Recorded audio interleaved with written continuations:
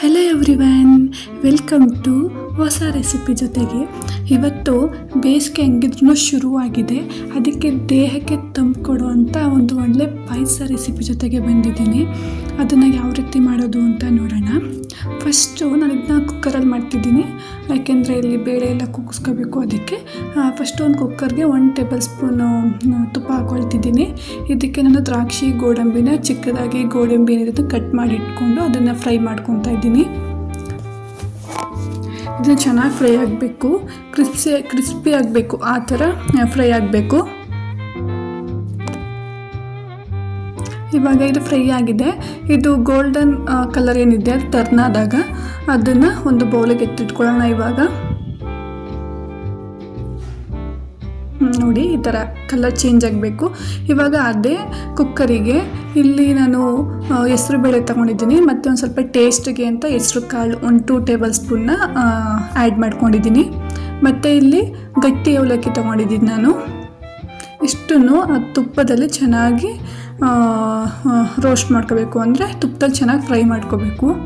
ಇದು ಕಲ್ಲರ್ ಏನಿದೆ ಅದು ಒಂಥರ ಗೋಲ್ಡನ್ ಕಲರಿಗೆ ಟರ್ನ್ ಆಗಬೇಕು, ಅಲ್ಲಿ ತನಕ ಇದನ್ನು ಫ್ರೈ ಮಾಡ್ಕೋಬೇಕು. ಒಂಥರ ಒಳ್ಳೆ ಸ್ಮೆಲ್ ಬರುತ್ತೆ. ನೀವು ನೋಡ್ತಿರ್ಬೋದು, ನೋಡಿ ಕಲರ್ ಚೇಂಜ್ ಆಗಿದೆ.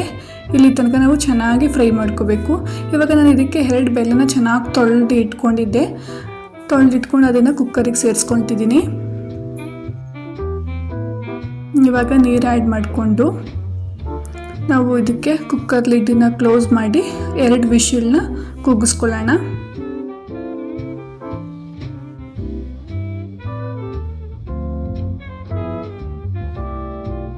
ಈಗ ಇದನ್ನು ಕೂಗೋದಕ್ಕೆ ಬಿಡೋಣ 2 ವಿಷಿಲು.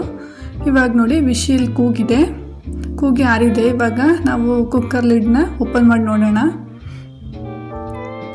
ನೋಡಿ ಏನು ಸಖತ್ತಾಗಿ ಬಂದಿದೆ ಅಂತಂದರೆ, ಅದ್ರದ್ದು ಚೆನ್ನಾಗಿ ಅದು ಬೇಳೆ ಏನಿದೆ ಅದೆಲ್ಲ ಬೆಂದಿ ಮೇಲೆ ಬಂದಿದೆ. ನೋಡೋದಕ್ಕೆ ಎಷ್ಟು ಚೆನ್ನಾಗಿದೆ ನೋಡಿ.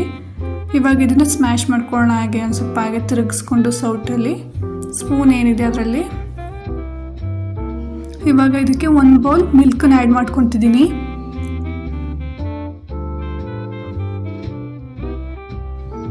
ಇವಾಗ ಇದನ್ನು ಒಂದು ಕುದಿ ಬರೆಸ್ಕೊಂಡು ಒಂದು ಮೀಡಿಯಮ್ ಫ್ಲೇಮಲ್ಲಿ, ಇವಾಗ ನಾವು ಆವಾಗಲೇ ಏನು ದ್ರಾಕ್ಷಿ ಮತ್ತು ಗೋಡಂಬಿನ ಫ್ರೈ ಮಾಡಿ ಇಟ್ಕೊಂಡಿದ್ವಿ ಅದನ್ನು ಸೇರಿಸ್ಕೋಬೇಕು. ಇವಾಗ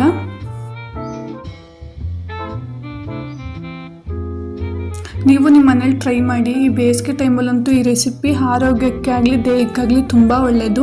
ನಿಮ್ಮ ಮನೆಯಲ್ಲಿ ಟ್ರೈ ಮಾಡಿ ಹೇಗೆ ಬಂದಿತ್ತು ಅಂತ ಹೇಳಿ. ಮತ್ತು ಹೊಸ ರೆಸಿಪಿ ಜೊತೆಗೆ ಹೊಸ ವೀಡಿಯೋ ಜೊತೆಗೆ ಮುಂದಿನ ವೀಡಿಯೋದಲ್ಲಿ ಸಿಗ್ತೀನಿ. Thank you for watching. ಹೀಗೆ ಸಪೋರ್ಟ್ ಮಾಡ್ತಾಯಿರಿ.